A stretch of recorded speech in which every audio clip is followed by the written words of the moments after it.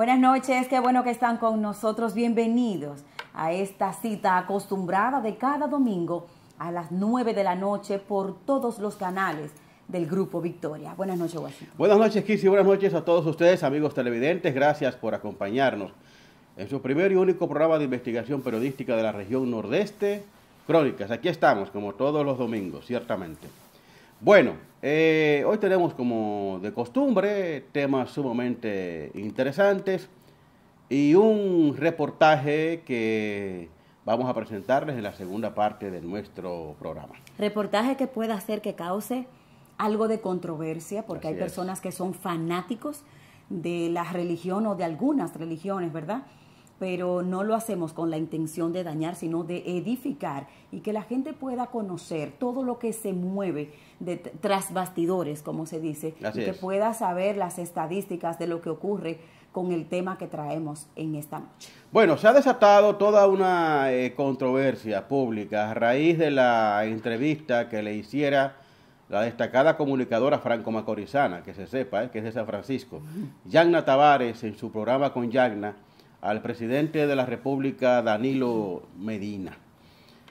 Mucha envidia, Sí. mucho resentimiento de periodistas, de comunicadores de opinión que anduvieron detrás del presidente por meses, por años han andado detrás de él y no lograron lo que Yagna sí consiguió, que fue ir al Palacio Nacional y durar casi una hora hablando con el presidente de la República. Una hora la entrevista, pero todo el que trabaja televisión sabe que todo esto se toma su tiempo, que si Claro que algo sí. falló, que si no, o sea, que vamos a pensar que se tardó más de 2 o 3 horas en todo lo que fue el tiempo para realizar una entrevista de una hora lista para llevar a televisión.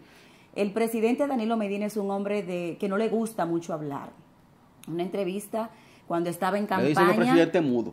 Cuando estaba en campaña, que lo acompañó, fue Alicia Ortega en una de sus caravanas. Pero eso en es un día diferente, con él. porque Es diferente era porque candidato. estaba en campaña. Ahí no lo veíamos como presidente, sino como candidato. Pero adentrarse a lo más íntimo de su espacio, a donde tiene que estar tranquilo, sosegado, contestar las preguntas, un diálogo tranquilo con la comunicadora destacada franco-macorizana, como tú dices, Sí. Yagna Tavares. Bueno, pues creo que lo logró, creo que dio un palo. Y mucha gente, como dice Washington, de envidia, gente que decía no debió ofrecérsela a Yagna Tavares, debió ir a un programa de televisión de opinión o de periodistas. ¿Y por qué no? ¿Por qué no reconocer el trabajo que hizo Yagna en esa entrevista? El asunto es que hubo gente que quería que Yagna Tavares cambiara para esa entrevista con el presidente, un estilo que ella ha impuesto en televisión. Ese es su estilo y Ese ese es su estilo, formato. esa es su forma de su no programa. hace televisión de investigación ni Exacto. de opinión.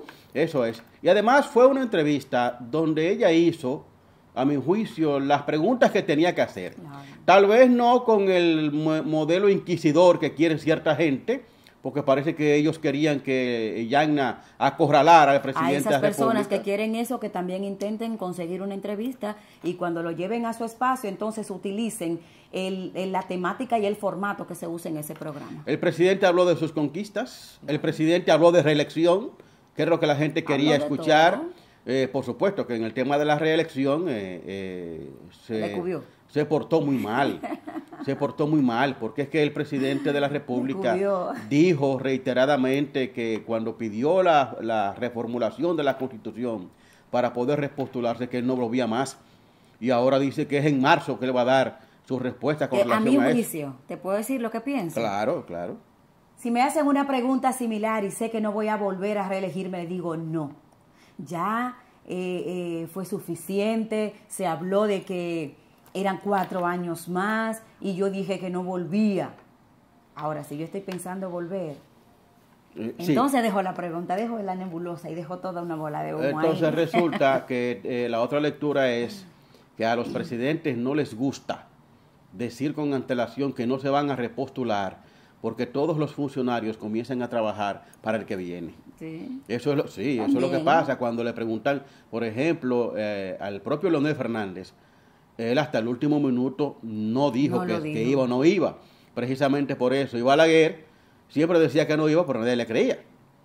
Por consiguiente, no había ningún tipo de riesgo. Pero lo cierto es que los presidentes son muy renuentes a decir que no van. Sí, son temáticas que se utilizan y son estrategias Claro, también, así claro. como tú lo dices. Pero bueno, aquí tenemos dos modos, o sea, tenemos dos versiones. O si es que voy y lo digo en marzo, o si es que no voy para que mi equipo y mi gabinete entonces no trabajen para los demás. Exacto. Lo cierto es que lo que nos interesa es resaltar la actitud, el comportamiento y el manejo adecuado de Yagna en Así esa hay que entrevista. reconocerlo. Felicitarla porque eso es lo que se llama un palo realmente. Y si Todos los medios. claro que sí. Si el presidente y sus asesores entendían que era la persona adecuada para él darle una entrevista exclusiva después de tantos años sin haber hecho eso, pues por algo será. No fue una entrevista complaciente, fue una entrevista al estilo de Yagna Tavares, lo que ella acostumbra a hacer en su programa, y a mí me pareció una muy buena entrevista, cumpliendo con los objetivos, cumpliendo con la finalidad y cumpliendo con el estilo de Yagna Tavares. Nunca se ha visto una Yagna Tavares atacante. Exacto. Nunca se ha visto una Yagna Tavares agrediendo o poniendo en jaque a quien tiene sentado en una silla. Yagna es una mujer muy respetuosa, pero también es una mujer muy humana. Y eso fue lo que yo pude ver. Así es. Hizo las preguntas que debía de hacer, pero también se identificaba con lo que tenía que identificarse. Que hiciera muchos gestos con la cabeza. Ese es el estilo de Yagna Tavares. Así es. San Francisco de Macorís es el único municipio donde todavía no se ha elegido el presidente de la sala capitular porque hubo una situación el 16 de agosto. Un tranque fuerte, hubo un empate. Así un empate técnico se dice. No, de empate normal. Un empate 6 a normal. 6, porque hubo uno que no votó. Hubo una persona que se abstuvo de las votaciones. Entonces será este lunes, mañana, cuando vayan de nuevo a votaciones. Así es. Bueno, ¿qué ocurrió? San Francisco, otra vez noticia a nivel nacional. Dios mío, Porque ¿pero qué está pasando? Ciertamente. Y siempre del ayuntamiento, Sí, otra vez. es el único consejo que no pudo conformar su bufete directivo. ¿Por qué? Bueno, simplemente el Partido Revolucionario Moderno escogió como candidata a esa posición nueva vez a la doctora Evelyn de la Cruz. Para que la gente que no es de San Francisco esté debidamente edificado, les decimos que en el municipio, en el ayuntamiento de San Francisco de Macorís, hay 13 regidores. 13 regidores. Ocurrió que 6 votaron por un candidato, 6 votaron por otra candidata y 1 no votó. ¿Verdad? El PRM como partido, en primer lugar se reunieron los regidores del PRM, que son 4, y escogieron a un candidato, en este caso al regidor Jesús Angelina. Pero después parece que ese candidato no le gustó al alcalde de San Francisco de Macorís, que es del PRM, y él pidió que se convocara a la dirección política del PRM en San Francisco. Esa dirección política se reunió y entonces se escogió a otra candidata. Una pregunta, Sí. porque soy ignorante en el tema. ¿Debe el alcalde decidir a quién se propone para presidente de la sala capitular? Mira, qué buena pregunta, porque eso me permite precisar un dato que puede resultar un poquito odioso para los seguidores del PRM y del PRD. Porque esa pregunta tiene que ver con otro de los disparates mayúsculos que hizo el doctor José Francisco Peña Gómez. Primeramente se inventó el asunto del 2 y 2, cuando que aquí no había... se cumplió, hubo un acuerdo y no se cumplió. Cuando no había forma de desbordar todas las ambiciones de los diferentes dirigentes políticos del PRD, Peña Gómez se le ocurrió que como el periodo es de 4 años, para complacerlo a todos, fuera el 2 y 2. Pero resulta entonces que usted iba a las elecciones como votante, votaba por Juan Pérez, a los 2 años Juan Pérez renunciaba y venía otra persona que usted ni siquiera conocía.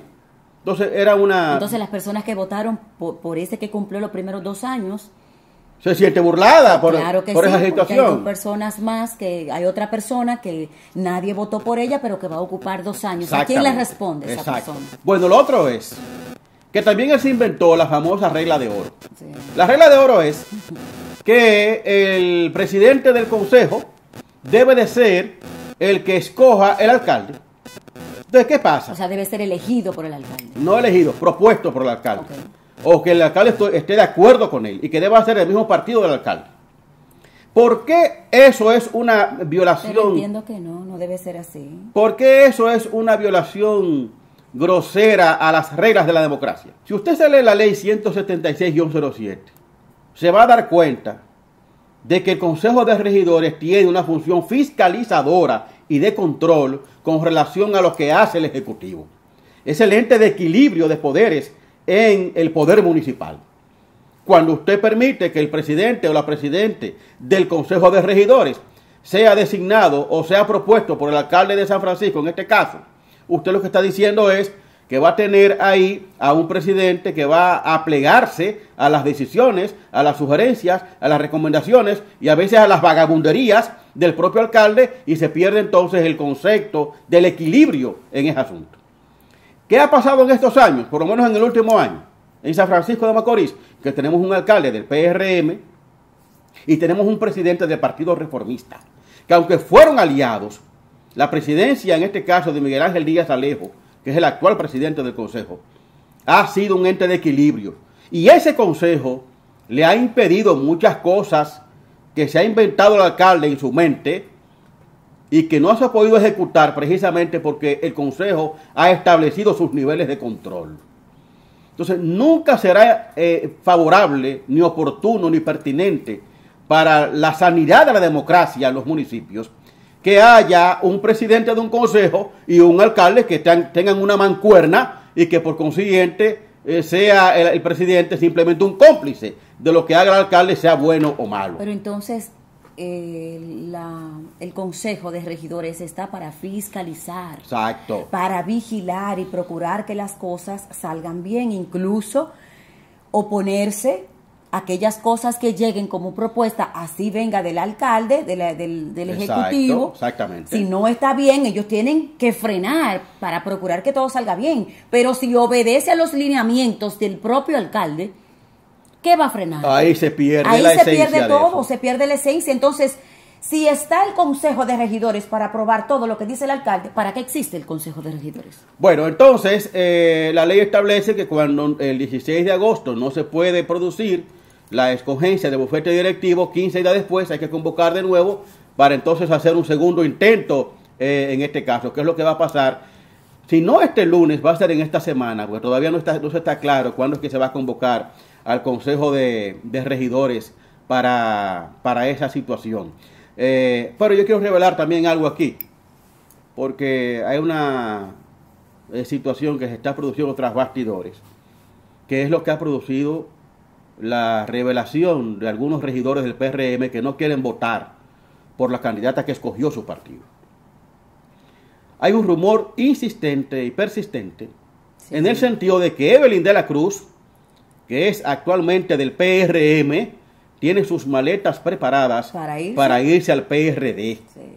Y que si no se fue en el grupo de dirigentes del PRM, encabezado por Siquio NG de la Rosa, es esperando la elección como presidente del Consejo de Regidores para entonces irse a donde Miguel Vargas Maldonado. ¿Qué significa eso? Que si el PRM la escoge como presidente del Consejo, lo que va a estar es dándole la presidencia al PRD y por consiguiente al oficialismo. Hay otro tema y es dentro del, otro punto, y es que hay dirigentes del PRM que están pidiendo sanciones para los que no votaron por esa persona, por Evelyn. Sí, lo que pasa es que si vamos a eso, si vamos a sancionar, a los primeros que hay que sancionar es a los que se opusieron, a los que decidieron los propios regidores del PRM. Porque el problema se ha presentado porque los regidores del PRM se reunieron los cuatro y los cuatro decidieron que el candidato a la presidencia fuera Jesús Angelina. Y después de que esos regidores soberanamente y de forma unánime decidieron eso, entonces convocaron a la comisión política y la comisión política... Como una imposición. Una imposición revirtió esa decisión de los propios regidores, entonces pidieron y plantearon como candidata a Evelyn de la Cruz. Con toda razón, Jesús Angelina y otros regidores del PRM se oponen a eso porque fue una imposición que le hizo la comisión política. Entonces no hay una democracia, así como lo quieren llevar hacia afuera, como quieren venderlo. Entonces no hay una coherencia con lo que están diciendo y con lo que están haciendo. De todas maneras, esperamos que en esta semana ese asunto se resuelva, porque tampoco es bueno para el municipio que haya un consejo de regidores, no Bueno, en el acéfalo, limbo, porque la misma ley actualmente. establece que hasta que no haya un reemplazo, continúa asumiendo el presidente actual, pero es importante que eso se defina en esta semana para tranquilidad de este pueblo que ha tenido una gestión municipal llena de sobresaltos, llena de problemas, llena de conflictos por todo este tiempo. Esperemos que el tiempo pase rápido para que salgamos de eso. Bueno, vamos a la pausa. Es tiempo de una pausa. Regresamos en breve con el reportaje de esta noche.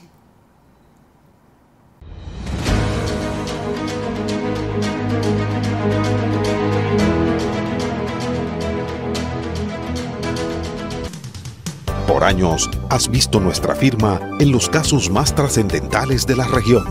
No es casualidad, tenemos a tu servicio el más completo equipo multidisciplinario para asistirte en cualquier área del derecho. Si buscas un abogado, hay muchos, pero si necesitas un grupo de servicios jurídicos, debes venir con nosotros. NutriBeauty Med Spa, Centro de Medicina Estética y Nutrición. Contamos con un staff de médicos estéticos y nutriólogas expertas en terapias antienvejecimiento y de moldeamiento corporal sin bisturí. Te ofrecemos nutrición, tratamiento para estrías y celulitis y manchas, botox, mesoterapia, radiofrecuencia, ultracavitación, hidrolipoclasia. Contamos con los equipos más modernos de la región y todas las terapias vanguardistas en la medicina estética. Para más información, 809-244-0028. NutriBeauty Med Spa. El proyecto que cambiará las perspectivas de viviendas modernas, seguras y versátiles en el Nordeste. Ciudad Universitaria. Diseñada para un público exigente que gusta de un estilo de vida saludable. Con circuitos para montar bicicletas. Un parque lineal ideal para ejercitarse. Canchas de baloncesto. Áreas de juegos infantiles. Área de actividades y festejos. Área comercial y un moderno parque urbano. Proyecto cerrado y vigilado por cámaras de seguridad, ubicado en la mejor zona de la ciudad para una vida tranquila y placentera. Totalmente a tu alcance y con amplias facilidades de financiamiento. En armonía con la naturaleza, justo al lado del Curna UAS. Precios económicos, acceso al bono vivienda que otorga el gobierno dominicano. Una verdadera revolución inmobiliaria en la zona nordeste. Ciudad Universitaria.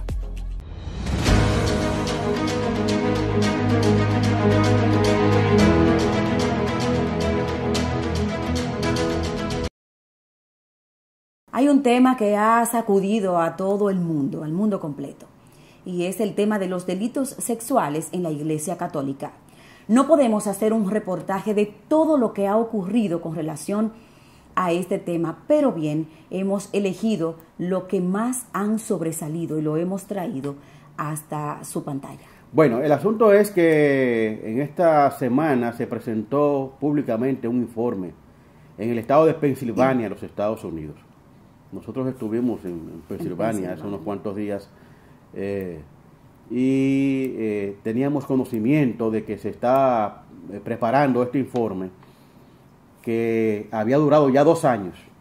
2 años se tenía en esa investigación, consistente en determinar la magnitud de los abusos sexuales cometidos por miembros del clero católico solamente en el estado de Pensilvania. El fiscal general de ese estado, John Shapiro, se presentó en rueda de prensa, señores, y fue dramático el resultado de ese informe, tal como ustedes lo van a ver en el reportaje. Más de 1,000 niños a lo largo de 70 años fueron abusados sexualmente por sacerdotes católicos. Más de 300 sacerdotes de diferentes jerarquías vinculados a este tipo de incidentes y de delitos. Nosotros quisimos hacer este reportaje que ustedes van a ver. Como dice Kirsi, no es posible tratar todos los casos que se han producido, Así es. porque son demasiados. Lamentablemente hay que concluir y hay que decir que la Iglesia Católica debe de ponerle atención a esta situación, porque ya no se puede hablar de hechos aislados. De hecho, en un informe anterior, que ustedes también lo van a ver en el reportaje, se determinó que más del 4% de los sacerdotes católicos de los Estados Unidos habían estado vinculados a delitos sexuales dentro de la iglesia.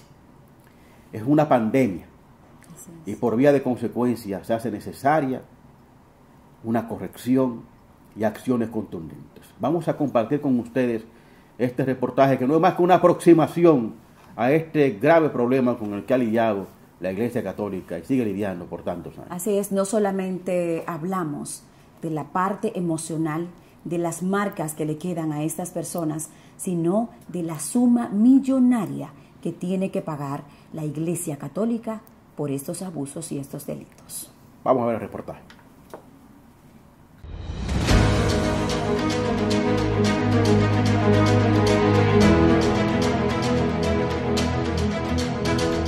El pasado 14 de agosto, el fiscal general de Pensilvania, Josh Shapiro, se presentó en rueda de prensa para dar a conocer el esperado informe de 900 páginas, emitido por el gran jurado como resultado de una investigación de 2 años de duración sobre las denuncias de abuso sexual en 6 diócesis católicas de ese estado. El resultado final fue espeluznante. A lo largo de más de 70 años, más de 300 sacerdotes católicos habían abusado sexualmente de más de 1,000 niños y niñas, hecho agravado por las conclusiones del informe que acusa a los líderes de esa iglesia de un encubrimiento de estas abominables acciones. El informe Shapiro constituye sin duda el más importante y abarcador esfuerzo de una investigación oficial de una problemática con lo que la Iglesia Católica ha venido lidiando a lo largo de su historia. Los frecuentes abusos sexuales que miembros del clero han convertido en hábito a lo interior de la curia romana.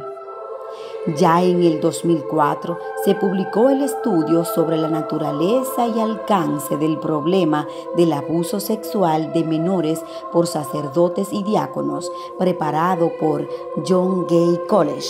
Este informe, aunque sesgado y manipulado, ya reflejaba la magnitud del problema al documentar acusaciones contra 4,392 sacerdotes estadounidenses en el lapso de 50 años, lo que representaba el 4% del clero de ese país.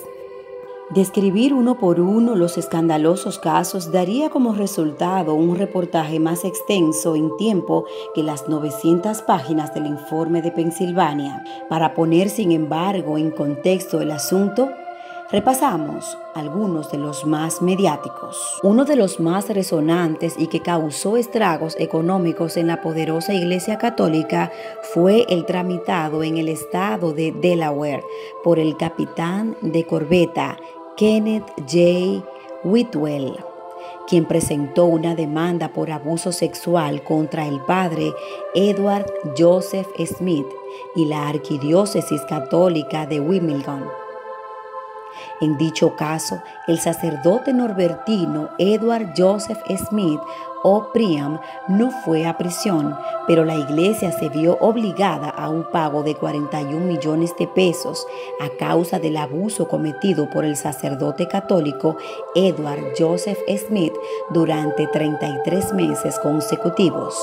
Luego de este caso, parecen haberse abierto toda una caja de Pandoras, repercutiendo el caso en todo el mundo, apareciendo nuevas víctimas en los abusos sexuales de los sacerdotes y judicializándose las denuncias. Así, en Argentina el sacerdote Luis Sierra fue condenado en noviembre del 2004 a 8 años de prisión por abusar sexualmente de 3 monaguillos que asistían como alumnos a un colegio religioso de Claypole, donde él le enseñaba.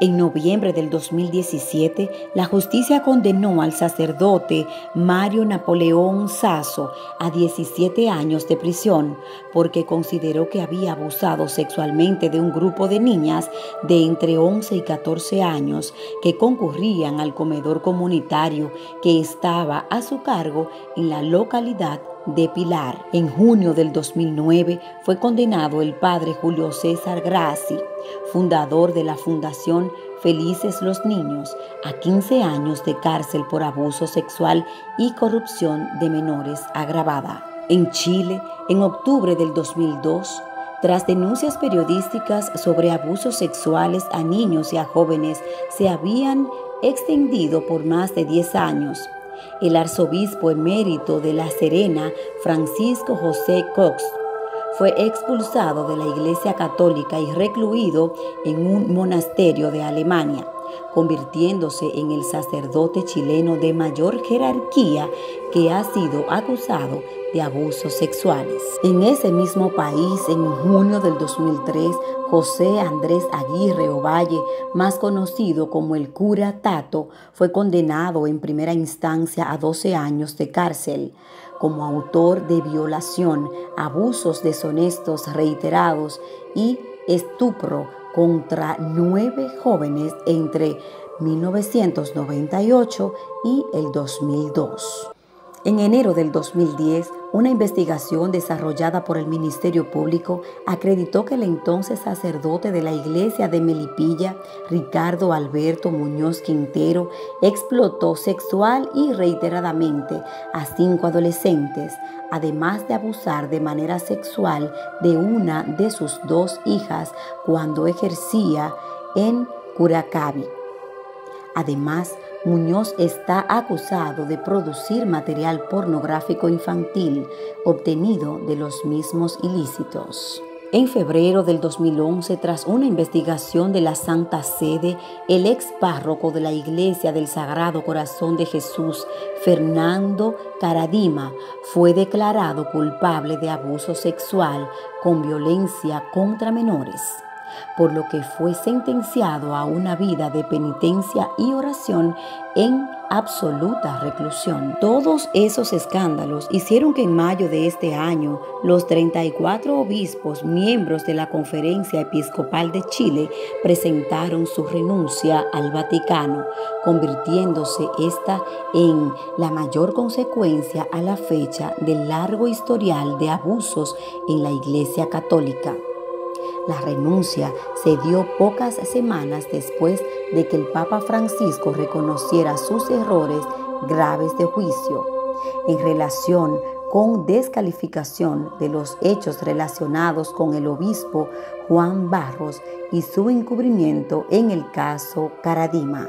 Pero uno de los países en donde ha habido una mayor cobertura internacional de estos casos ha sido Estados Unidos, en donde algunas diócesis han tenido que pagar cuantiosas sumas e indemnización a las víctimas.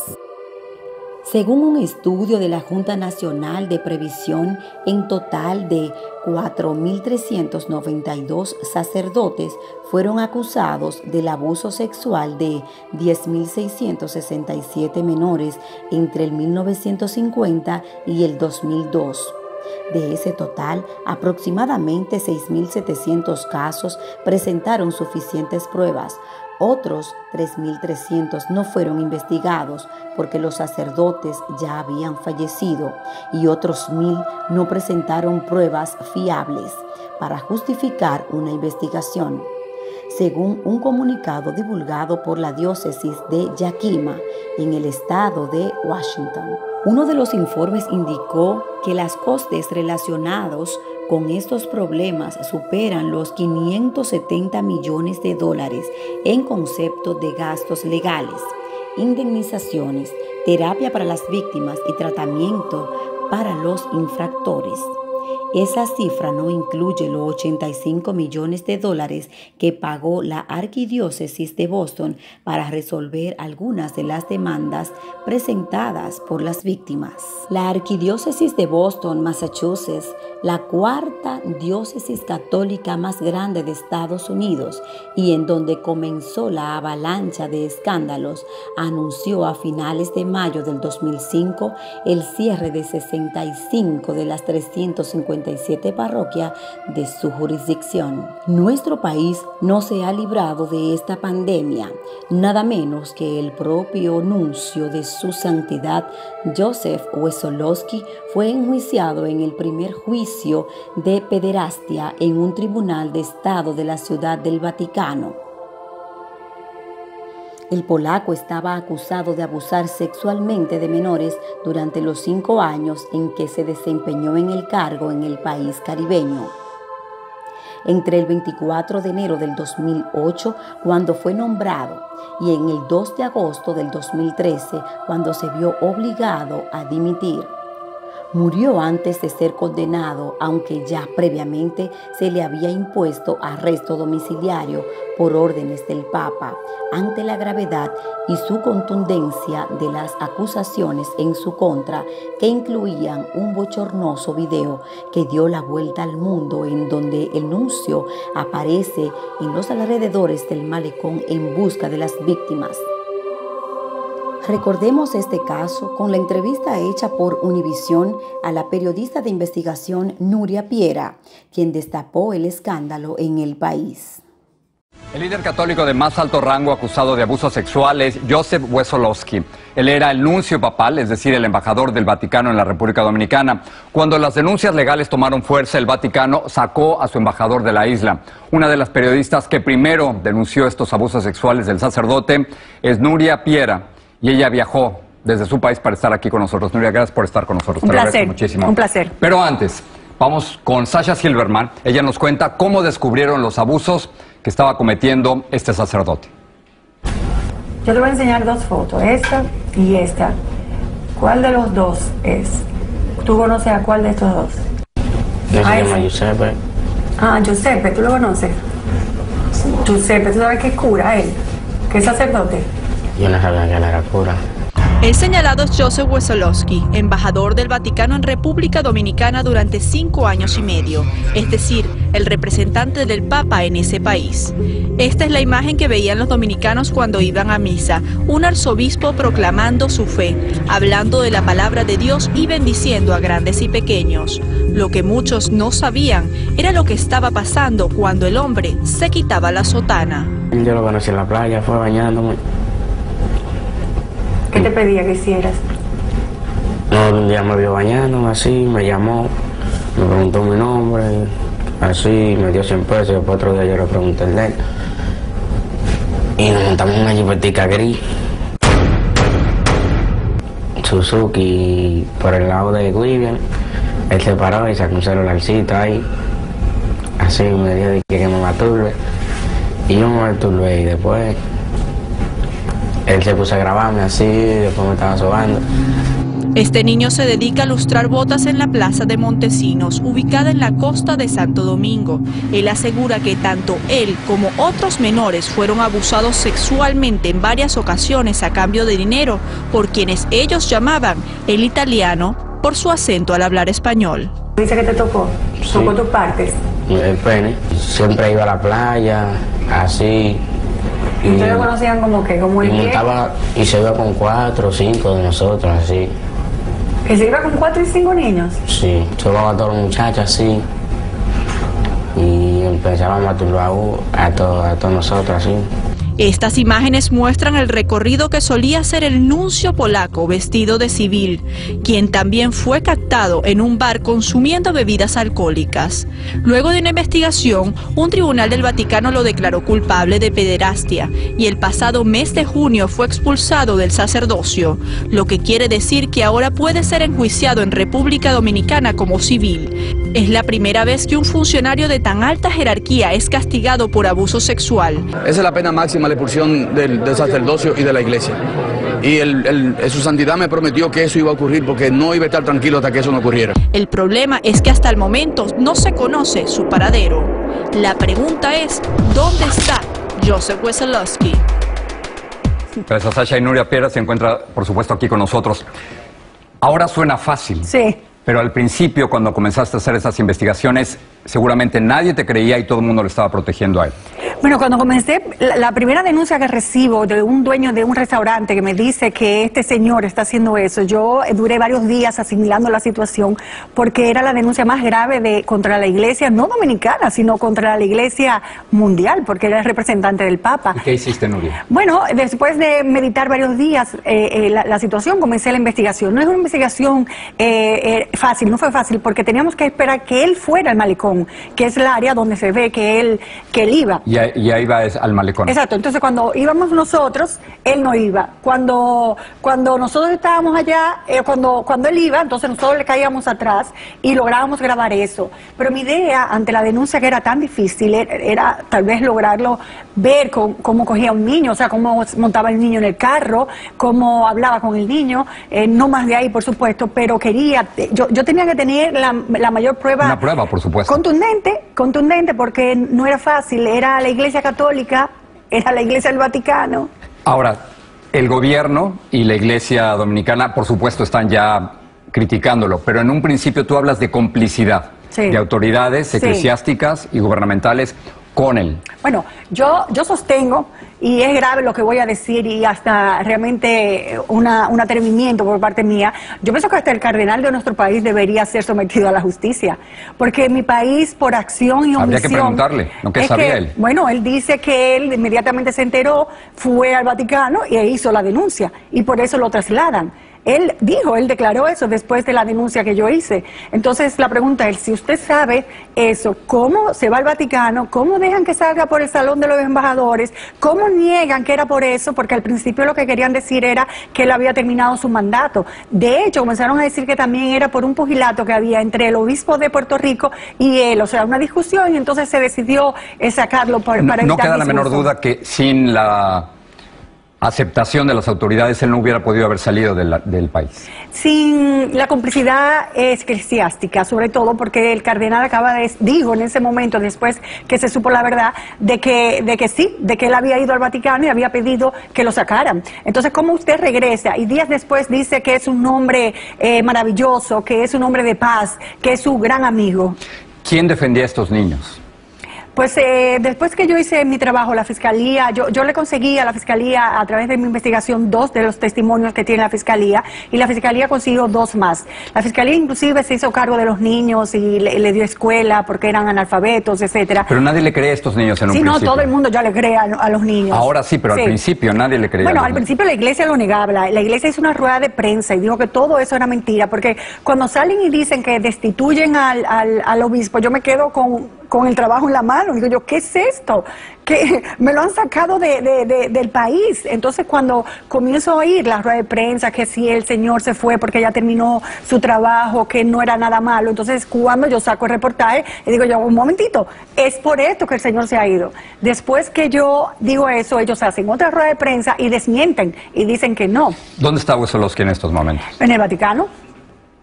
¿Tú crees que sigue protegido por el Vaticano ahora? Bueno, el Vaticano lo va a enjuiciar y han dicho que sí, que lo van a enjuiciar. De hecho, ya no le han quitado la inmunidad y le quitaron el puesto. Y dicen que lo van a enjuiciar penalmente. Si es así, son 12 años de cárcel. Pero tu país, República Dominicana, está interesado en llevar a Wesolowski a República Dominicana a enjuiciarlo ahí. No lo sé si podríamos con un personaje tan importante. Pero no entiendo, o sea, ¿la Fiscalía no quiere tenerlo en tu país?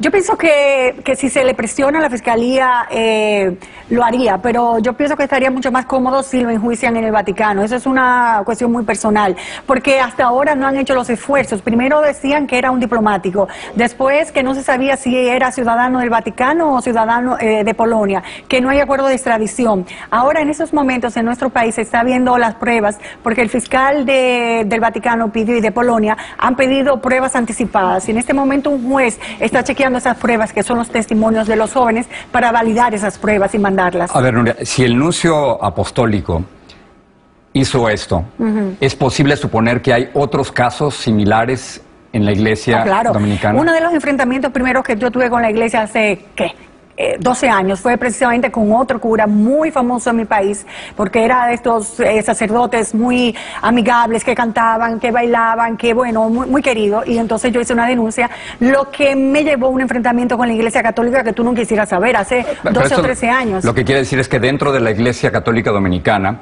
ha habido complicidad y protección a pederastas. Siempre, eso no es nuevo. En nuestro país es igual. Yo creo que el Papa Francisco primero ha abierto esa posibilidad de que esto no sea así, aun cuando el nuncio se le trató de otra forma, porque hay sacerdotes, y en este caso era el nuncio, era muy llegado al Vaticano. Yo creo que es la persona más cercana al Vaticano que ha sido acusada de pedofilia, de pederasta. ¿Qué tipo de presiones recibiste tú cuando empezaste a hacer eso? Bueno, después que ya lancé el trabajo, yo ninguna, gracias a Dios, solo la reticencia de la iglesia al principio diciendo que no, que eso era una fábula, de que eso no estaba aprobado, etcétera, ese tipo de cosas. Pero yo estaba curada de espanto con la iglesia, o sea que ahora salen muchos twitters diciendo y la gente en la calle diciendo, pues Nuria tenía razón. ¿Trataste de confrontar a Wesolowski? No, nunca, porque recuerda que cuando ya yo tenía ya hecho el paquete, yo tenía meses investigando el caso, ha sido uno de los trabajos que más tiempo me ha llevado a investigar. Cuando ya lo iba a presentar, el señor sale del país y yo lo estoy esperando que regrese, y es cuando anuncian que ha sido destituido o que ha sido cambiado o que terminó su mandato. Dentro de la Iglesia Católica Dominicana, en estos momentos, ¿quiénes serían los responsables de haber encubierto esto si sabían? El cardenal. El cardenal fue al Vaticano, dijo lo que estaba pasando, volvió, lo destituyeron, habló bien de Wesolowski, y después es cuando ya se descubre la verdad, es que echa para atrás y dice que un rebaño, que una oveja, que se descarriló, que si Judas, que si no sé qué. Que ¿Dónde no está ese cardenal ahorita? Bueno, el cardenal es uno de los hombres más importantes de la iglesia en nuestro país y es un amigo del Papa Francisco, es una persona con mucha fuerza política en nuestro país. ¿Podría caer él también? No, esa es una presunción mía ante el hecho de que en mi país no solo es por la acción, sino por la omisión. Si usted está reconociendo que sabía eso, ¿cómo dejó que ese anuncio se fuera por el Salón de Embajadores? Aunque el Código Canónico y sucesivos papas condenan estas acciones, las acusaciones de encubrimiento no cesan. Cientos de víctimas de estos abusos han llevado sus reclamos de indemnizaciones económicas al propio Vaticano, a cuyos titulares han calificado de cómplices de esos hechos por su inacción y silencio. La presión social y el incuestionable daño a la imagen de la Iglesia Católica han obligado al actual Papa Francisco a cambiar de rumbo y postura, aplicando lo que él ha llamado una tolerancia cero a los delitos sexuales en la Iglesia y el fortalecimiento de los controles de ingreso de nuevos sacerdotes para detectar cualquier vestigio de desviación sexual o tendencias pederásticas. Estas iniciativas, sin embargo, no podrán borrar de la memoria colectiva y mucho menos de la vida de las miles de víctimas el daño causado por tantos sacerdotes que ocultan tras de sus sotanas sus condiciones de depravados sexuales.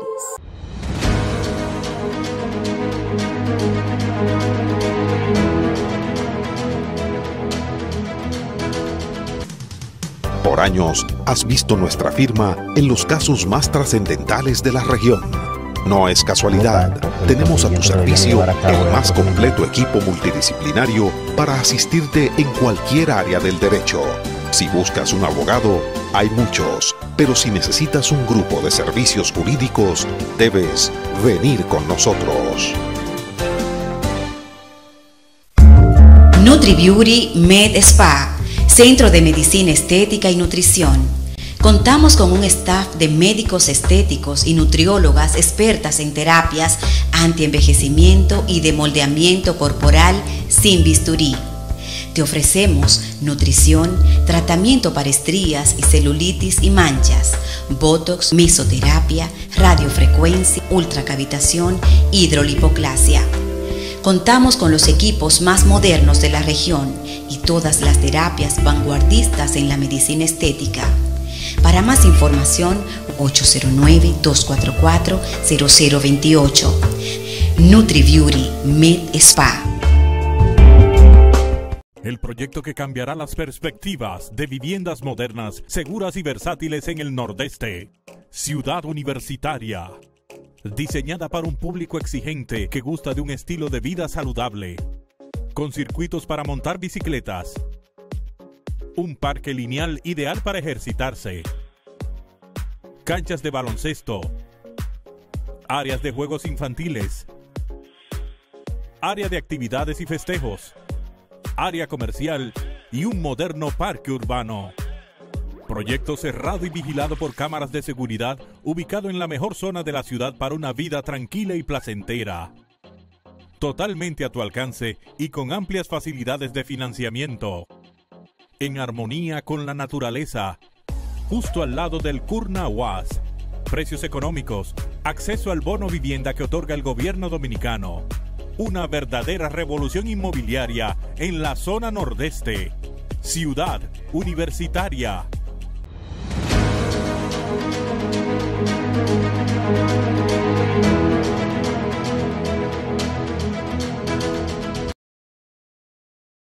Como cada semana quiero recomendarles que visiten o llamen a NutriBeauty. En NutriBeauty puedes encontrar el cuidado de tu piel y de tu peso ideal. Allí lo puedes encontrar también.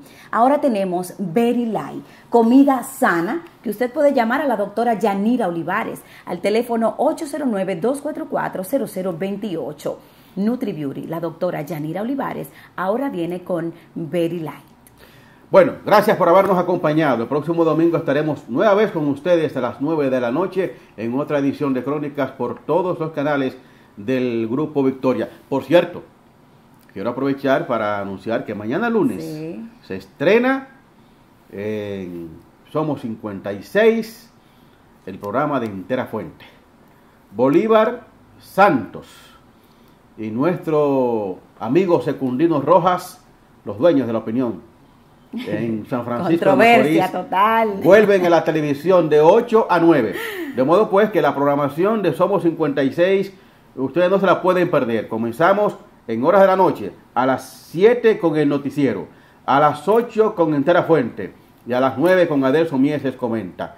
No hay forma de cambiar de canal.